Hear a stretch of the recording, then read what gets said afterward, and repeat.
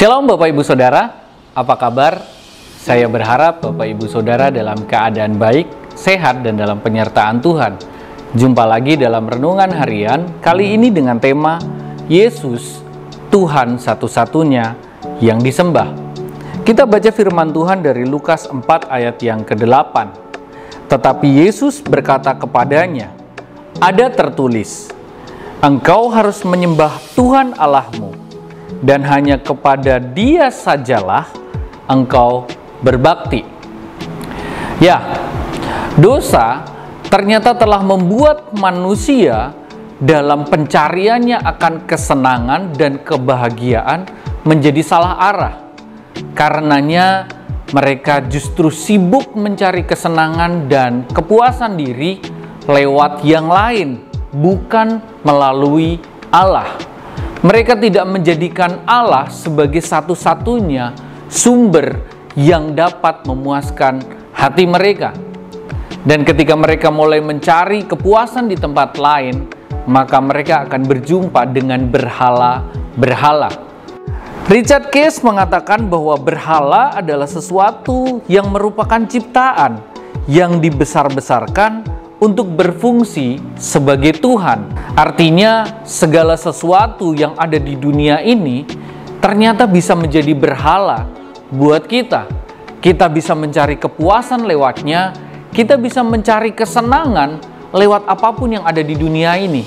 Dengan demikian, maka sebenarnya kita sedang menyembah berhala. Tim Keller menjelaskan bahwa ada dua macam berhala. Yang pertama, berhala luar. Contohnya, ada orang yang memberhalakan uang, ada orang yang memberhalakan pekerjaan, ada orang yang memberhalakan kesuksesan, pencapaian, jabatan tertentu. Bahkan ada orang loh yang memberhalakan pelayanan. Nah, itu semua adalah berhala luar yang bisa kita lihat secara langsung. Namun ternyata Tim Keller juga mengatakan bahwa ada berhala dalam. Artinya berhala itu adanya di dalam hati kita. Yang pertama adalah berhala kuasa atau power. Yang kedua, berhala kontrol. Yang ketiga, berhala penerimaan. Dan yang keempat adalah berhala kenyamanan. Nah, apapun berhala luar yang nampak di luar, yang kelihatan di luar, kalau diselidiki pasti kita akan menemukan berhala apa yang ada di dalam hatinya atau berhala dalam. Bisa jadi orang memberhalakan kesuksesan karena ternyata di dalam hatinya ada berhala power.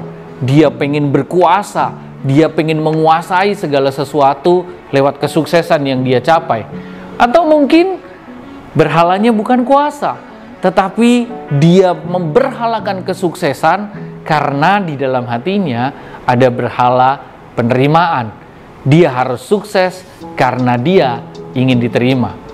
Demikian kurang lebih penjelasannya mengenai berhala dalam maupun berhala luar. Namun hari ini kebenarannya adalah begini. Apapun berhalanya, dengan kekuatan kita sendiri kita tidak akan mampu untuk melepaskan berhala itu. Kita butuh kasih karunia Tuhan. Oleh sebab itu, ketika kita membaca Yehezkiel 36 ayat 26, kita akan menemukan di sana bahwa Tuhan memberikan hati yang baru dan roh yang baru. Supaya apa? Supaya kecenderungan hati kita yang menyembah berhala tadi, kecenderungan hati kita diubahkan.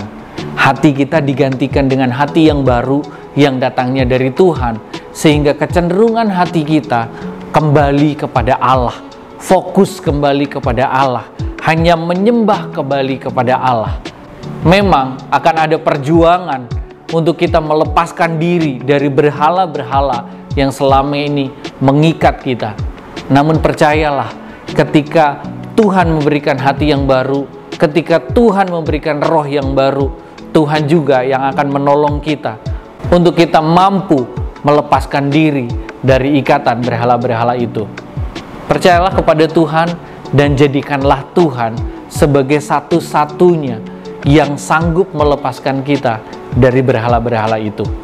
Dan percayalah juga bahwa hanya Yesus satu-satunya Tuhan yang menjadi jawaban atas pencarian kita akan kesenangan, kebahagiaan, sukacita, dan damai sejahtera. Percayalah kepada Tuhan, percayalah kepada Yesus, satu-satunya Tuhan dan Juru Selamat hidup kita. Tuhan Yesus memberkati.